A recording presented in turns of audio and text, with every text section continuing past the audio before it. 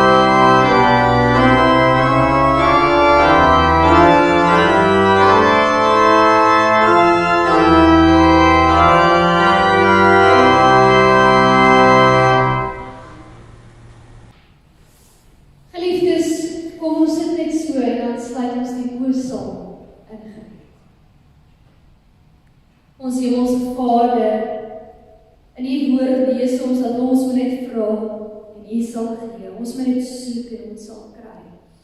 Ons moet dit klop en daar sal vir ons oopgemaak. Elkeen wat vra sal ontvang van U. U is ons voorsiener, Here. U is ons versorger. Daarom nader ons in gebed en in hierdie erediens tot U, Here.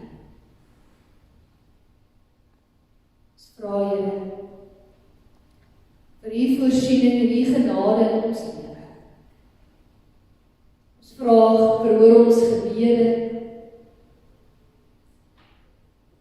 En ons vra vir U vrede wat alle verstand te bowe gaan. Wees saam met ons, Here. En moet ons asseblief nooit verlaat nie. Ons bid dit in die heilige naam alleen. Amen. Geliefdes, ons skriflesing vanoggend is Matteus 7 verse 21 tot 23. Kom ons lees saam uit die woord van die Here. Nie elkeen wat vir my sê, Here, Here, sal in die koninkryk van die hemel ingaan. Maar net hy, wat die wil doen van my Vader wat in die hemel is. Baie sal daardie dag vir my sê, Here, Here, het ons dan nie in U naam gepreek nie, deur U naam duiwels uitgedryf en deur U naam baie wonders gedoen nie? Dan sal ek openlik vir hulle sê, ek het julle nooit geken nie. Gaan weg van my af, julle wat die wet van God oortree. Gemeente, daar is woorde in die Bybel wat ons laat stil. Woorde in die Bybel wat ons baie ernstig laat dink. Woorde soos hierdie woorde wat Jesus nou gesê het, ek het julle nooit geken. Hoe laat hierdie woorde voel? Wanneer ons hierdie woorde lees, wat gebeur in U gemoed? Hoe kan ons hierdie woorde verstaan? So net 'n rukkie voor hierdie gedeelte, ongeveer in vers 13, dan vertel Jesus van twee paaie. En daar is 'n breë pad en daar is 'n smal weg. En die breë pad is maklik. Dit is die pad wat maar net saam met die stroom beweeg. Die breë pad kan 'n mens loop sonder om iets prys te gee van jouself. Jy hoef jouself nie te verloon nie. Jy hoef nie nederig te wees nie, jy hoef nie liefde te wys nie. Jy hoef nie jou lewe onder die heerskappy van Christus te sit nie. Jy kan eenvoudig op hierdie pad leef soos jy wil. Jy kan besluite maak soos jy voel, soos jy goed dink.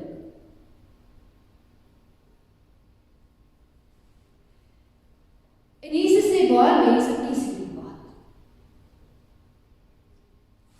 Maar elke pad, geliefdes, lei na 'n bestemming. En Jesus sê spesifiek dat hierdie breë weg lei na die verderf. Maar dan sê hy, daar is 'n ander pad. Die smal weg. En daarom is dit baie belangrik dat ons vanoggend afvra vir onsself, op watter pad is ek besig om te loop?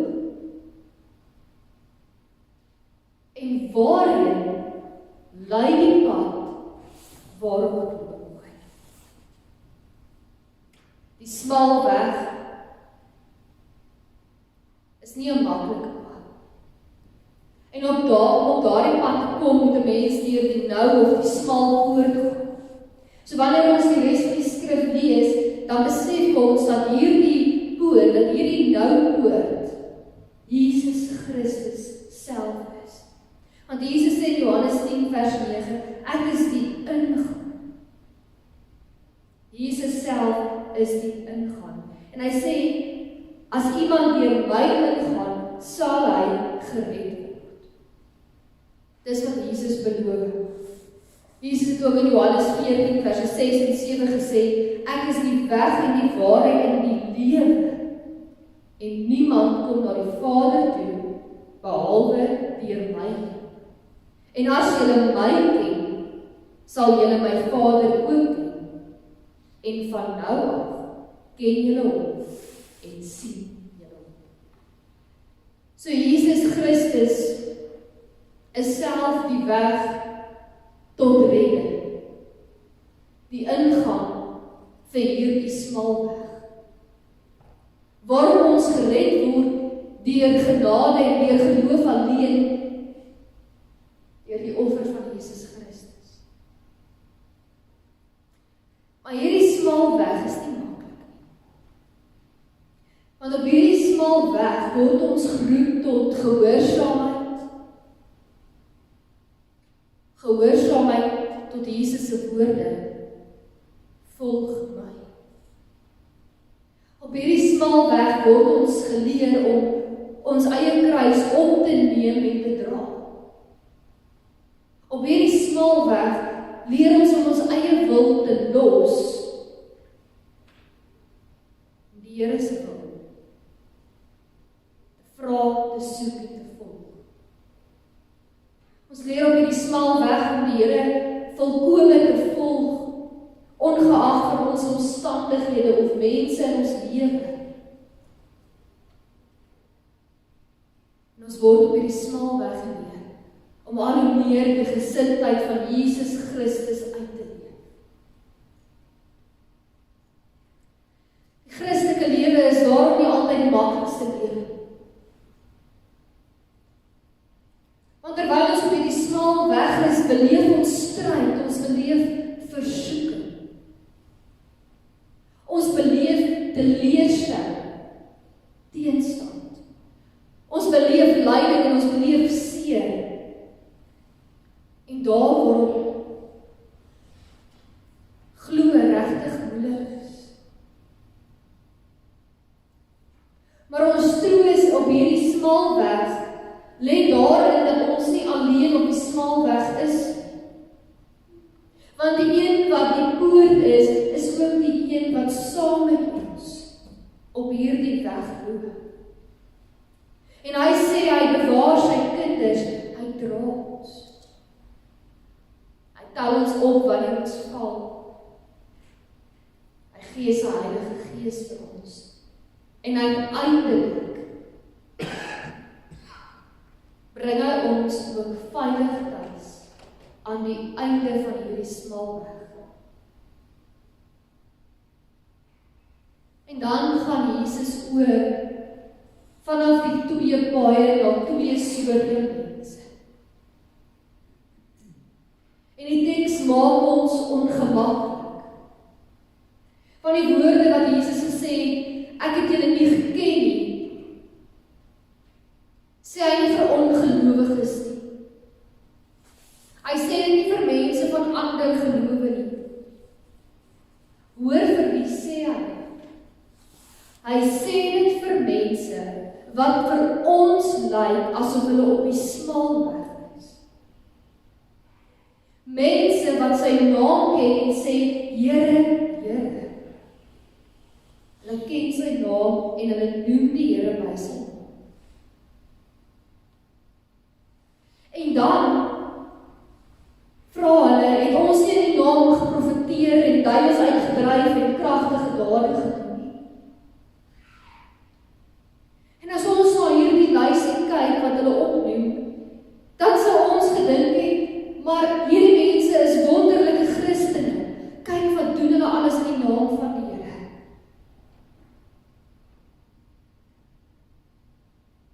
Hierdie lysie laat ons dink dat hierdie mense buitengewone gawes het.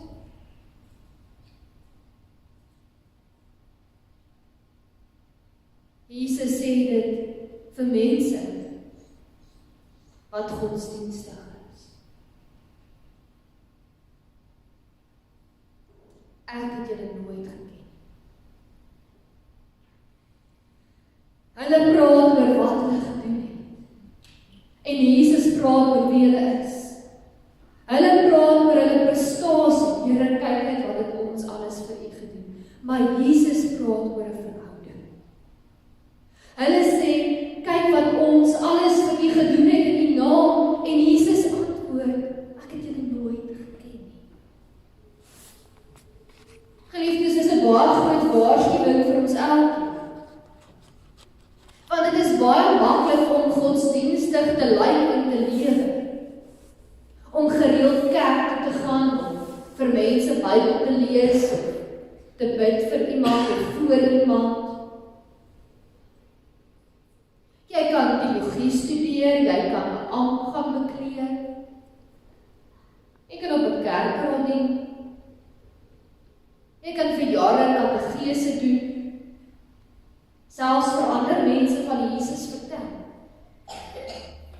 En tog bly die vraag, ken jy die Here en ken die Here jou? Dit bly die vraag. En dit is die heel belangrikste woord in hierdie preek, ken. So in Grieks is daar verskillende woorde wat gebruik word vir die woord ken. Een daarvan is oida. En oida is 'n term wat gebruik word om te sê ek weet. Dit is soos kennis en feite wat ons met ons verstand moet verstaan. En dit is belangrik, want ons moet tog die Bybel lees en kennis daaruit kry. Ons moet die kennis wat ons uit die Bybel uit kry, leer en daaruit geestelik groei. Ons moet verstaan hoekom ons dinge bely, hoekom ons belydende skrifte het. Ons het kennis nodig om in ons geloof te groei. Maar hierdie woord is nie wat gebruik word in Matteus 7. Die woord wat gebruik word in die Grieks is gnosko. En hierdie woord dui op 'n persoonlike verhouding met die Here. Dit is 'n kennis wat ervaar is en beleef is. Dis nie 'n kennis van ek weet want ek moes dit leer soos 'n papegaai nie. Dis nie 'n kennis van ek weet want iemand het dit vir my so verduidelik. Hierdie is 'n kennis wat beleef word. Dis 'n kennis wat in 'n verhouding geleef word.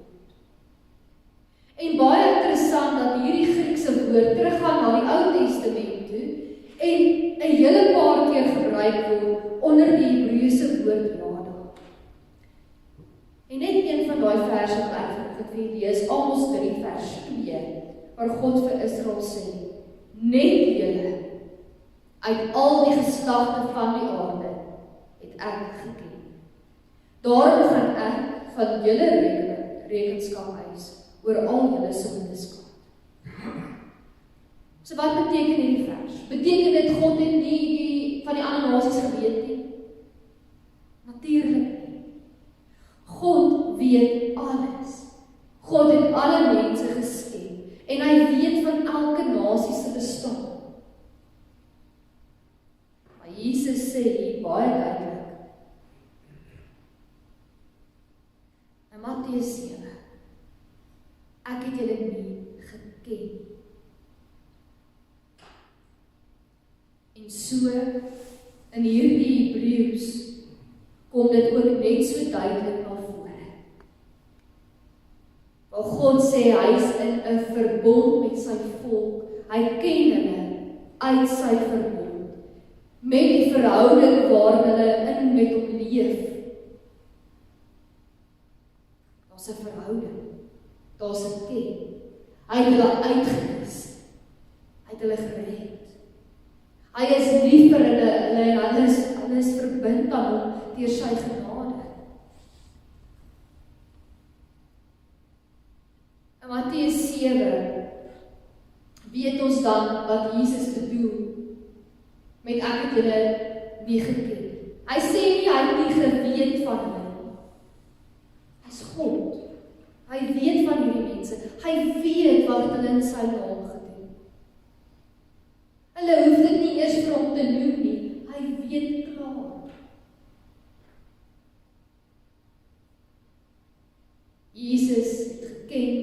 geweet. Maar hierdie mense in Matteus 7 het net geweet. So wat is 'n praktiese voorbeeld tussen weet en ken wat ons vandag in ons terme kan verstaan? So ek wil 'n voorbeeld gebruik van om iemand van weet sonder dat ons daai persoon ken. Soos 'n bekende sportsman. Dink aan 'n bekende sportsman wat u van weet. Jy kan ook weet waar hy gebore is. Jy kan weet hoeveel wedstryde daardie persoon aan deelgeneem het. Jy kan weet alles wat jy van weet deur artikels wat jy gelees het van hom, van foto's wat jy van daardie persoon gesien het. Jy kan selfs vir ander mense van daardie bekende sportsman vertel. Alles wat jy weet kan jy vertel. Maar as daardie persoon jou môre op straat raak en jy groet daardie bekende sportsman, gaan hy jou ken? Nee, jy weet van hom, maar hy gaan jou nie ken nie. Hy gaan sê ek ken jou. En so is dit ook in die geloof. Weet ek net van Jesus of ken ek vir Jesus? Is Jesus vir my net 'n naam? Is Jesus my persoonlike Here en my persoonlike God? Is hy net iemand van wie ek op 'n Sondag hoor? Of stap hy Maandag ook en die res van die week saam met my verder? Praat ek met die Here? Luister ek na die Here? Volg hom? Weet ek net van hom of ken ek die Here? Want geliefdes, daar's 'n baie groot onderskeid om te maak of ons net van Jesus weet en of ons hom werklik ken.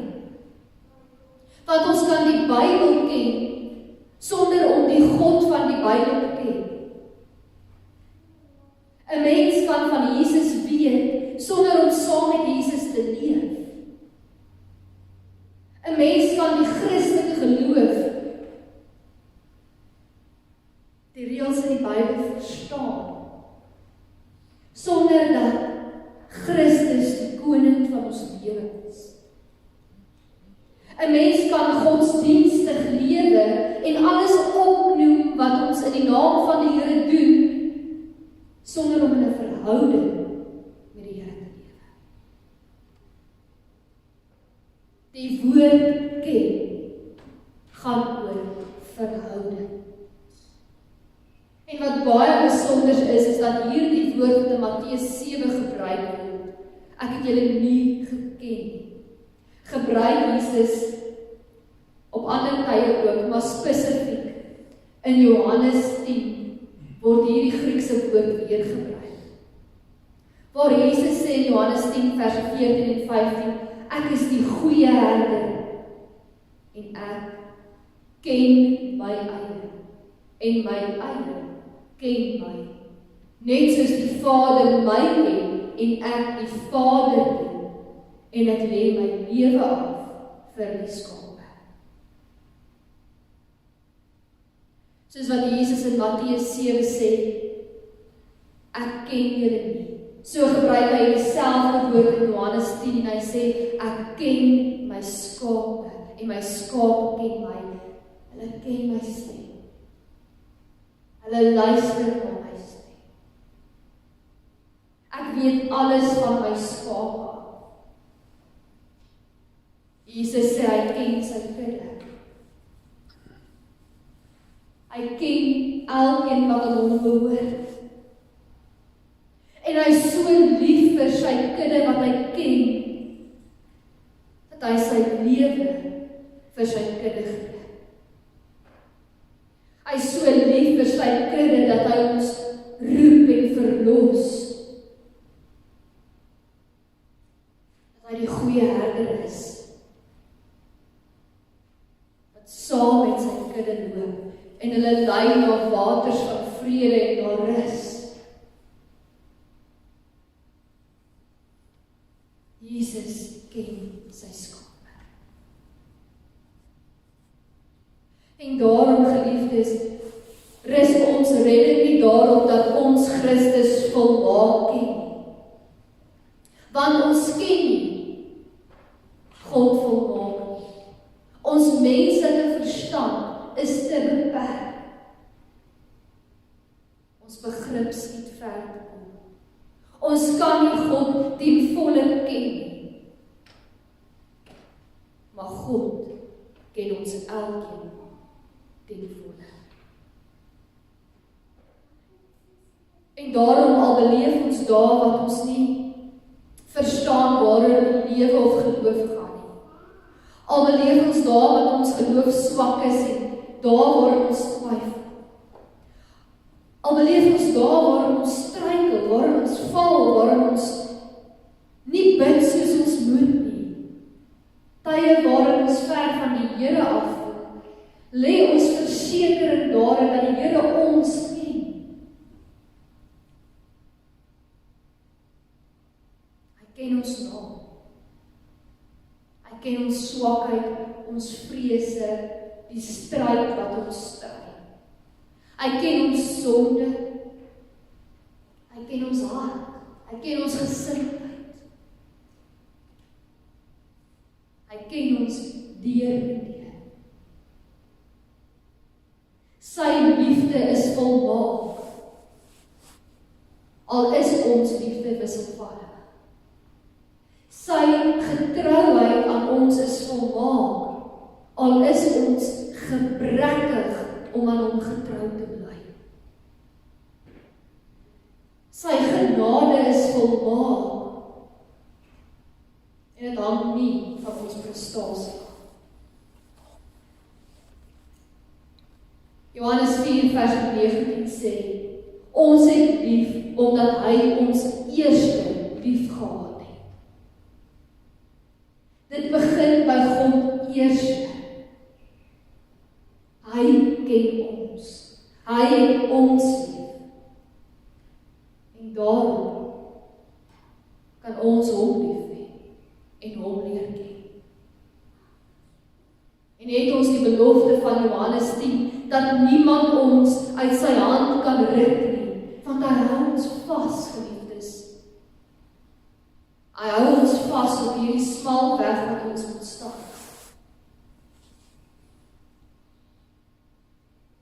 Hy dra ons wanneer ons val. En in sy genade bly hy met ons. Hierdie verhouding van ken verander ons hele lewe. Wanneer ons die Here ken in 'n verhouding met hom en wanneer ons opnuut besef dat hy ons deur en deur ken, dan kan dit nie anders as om ons hele lewe te verander nie. Ons het gelees in Matteus 7 vers 21 tot 23 dat Jesus vir hulle gesê het, ek het julle nie geken, al het hulle hoeveel dade gedoen. Al het hulle soos goeie Christene gelyk. En daarom moet ons vanoggend hoor dat geen goeie werke ons kan doen. Ons word slegs deur genade alleen, deur Christus alleen gered. Maar daardie genade van die Here, dit verander ons hele lewe. En daarom dra geloof dan vrug. Want die goeie werke wat ons doen, is die vrug van ons dankbaarheid teenoor die Here. Dankbaarheid dat hy ons ken. Dankbaarheid vir die redding en die genade wat hy vrylik aan ons elkeen gee. En daarom streef ons na gehoorsaamheid aan sy wil, omdat ons weet, ons en nogtans het hy ons lief. Met al ons foute, met al ons sonde, hy het ons lief. Hy het sy lewe vir ons gegee. En as ons besef alles is genade, dan besef ons hoe noodsaaklik hierdie verhouding van ken met die Here is. Geliefdes, hoe leer ons die Here ken? Nie net op 'n Sondag vir 'n uur in die kerk nie. Ons leer nie net die Here ken wanneer dit sleg gaan met ons nie. Ons moet nie die behoefte hê om net die Here te leer ken wanneer ons iets nodig het in ons lewe of wanneer dinge verkeerd loop in ons lewe. Maar ons moet die Here leer ken elke dag van ons lewe. Deur sy woord. Deur om deur 'n tyd met hom in gesprek te wees.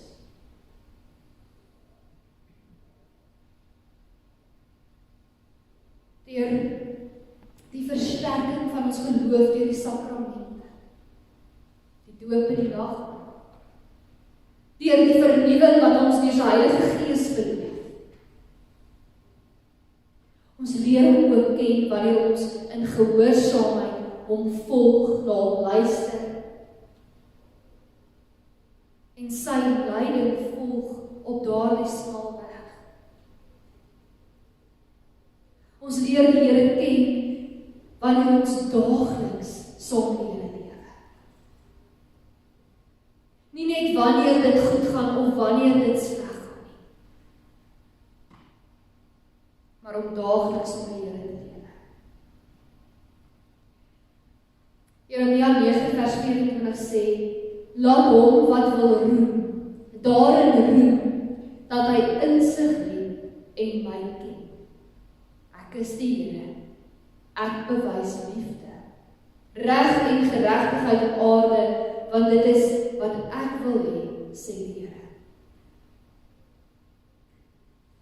Filippense 3 vers 10 en 11 sê ook, al wat ek wens is om Christus te ken, krag van sy opstanding te ondervind en deel te hê aan sy lyding deur aan hom gelyk te word in sy lyding, in die verwagting dat ek self deel sal hê aan die opstanding uit die dood.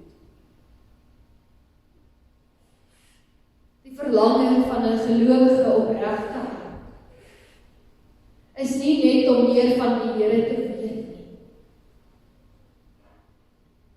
maar om in 'n verhouding met die Here te leef, sodat ons hom al hoe meer kan leer ken. Geliefdes, hoe kan ons bepaal of ons in 'n verhouding van weet of ken met die Here leef? Hoe kan ons bepaal of ons op hierdie smal weg saam met die Here is?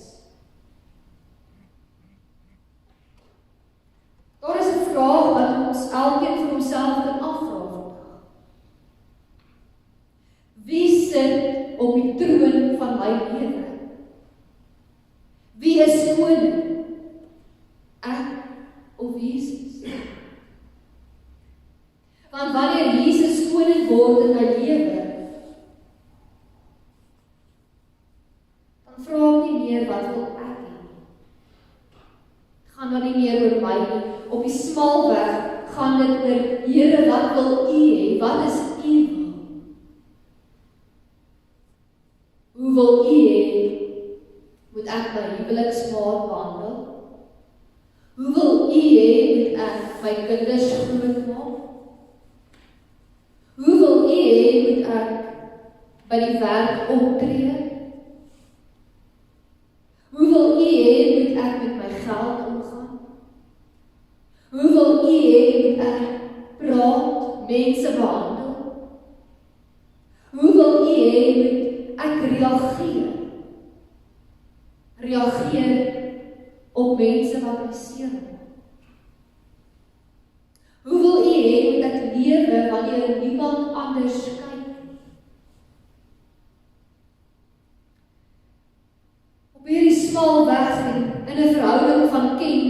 daaroor om die Here se wil te vra, dit te soek en dit te volg.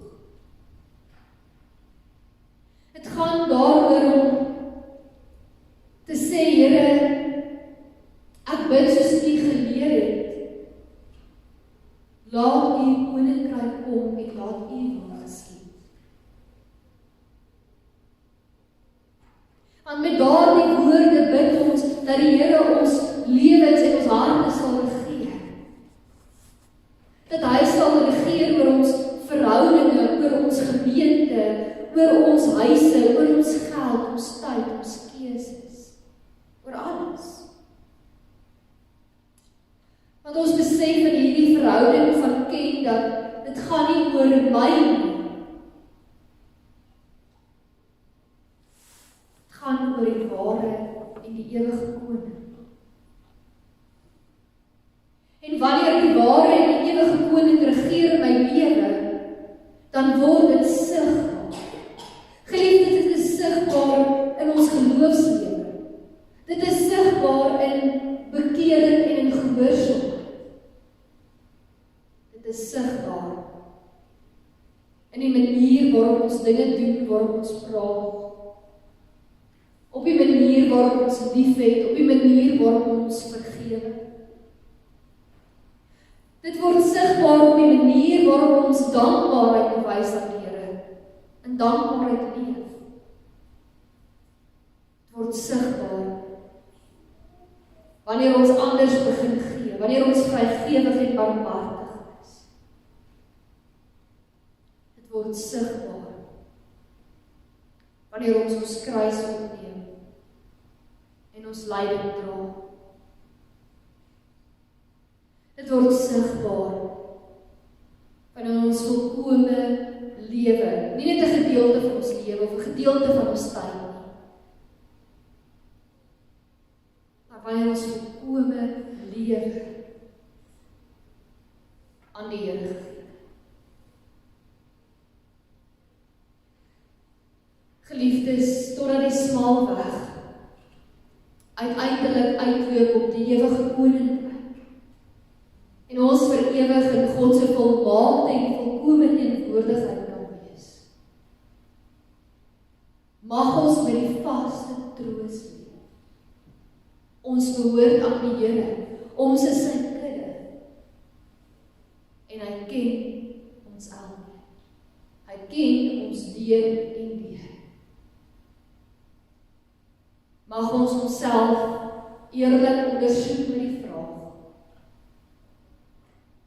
ken ek die Here? Leef ek in 'n verhouding van ken met die Here? Amen. Geliefdes, ons gaan vanoggend afsluit deur 'n stukkie saam te sing, Halleluja 4:4, en daarna gaan ons bly staan vir die seëngroet en dan ook die wegsendingslied, die boek 2:6-9 versie. Kom ons staan saam. Oh